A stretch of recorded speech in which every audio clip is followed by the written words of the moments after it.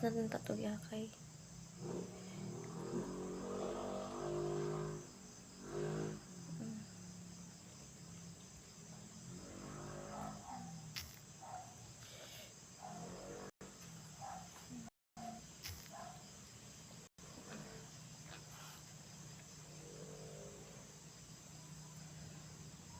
Isa lang muna, pero hopefully na meron kasi tayong target kung ilan yung tatayo natin. So, konti pa lang yung natatayo, pero marami pa tayong Hindi siya maputul-putul kasi init yun. So, idol, Madam Diwata, sabi nila, nilabas na yung album mo.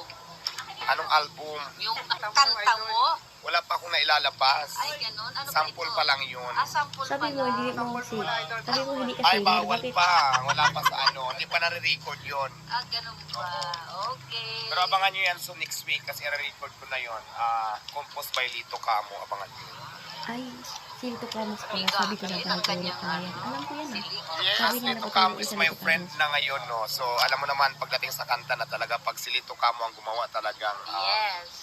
tatatag talaga at saka magaganda talaga quality yung mga gawa ni Lito Camo. Ang ganda yung kanta ni Lito Camo. Sino yung kanta ni Kuya Will?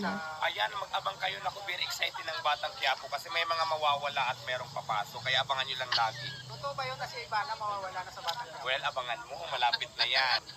Si Si Freda, siyempre, still magpapanood nyo pa rin talaga sa Batang Quiapo gabi-gabi. So, hindi naman kasi gabi-gabi kasi maraming maraming segment yung Batang Quiapo.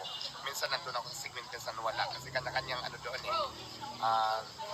may mga segment. Mayroon sa Manila, TV, meron sa ibang lugar. So, Ay, sige po. magkasala ko sa TV, makakikita nyo ko sa TV.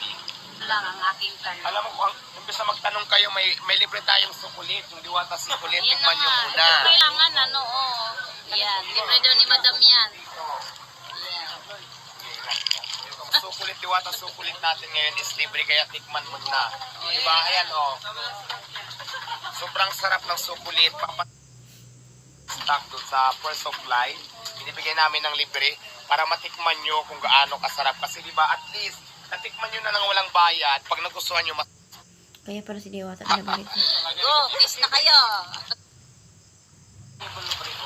yung po, caramel macchiato.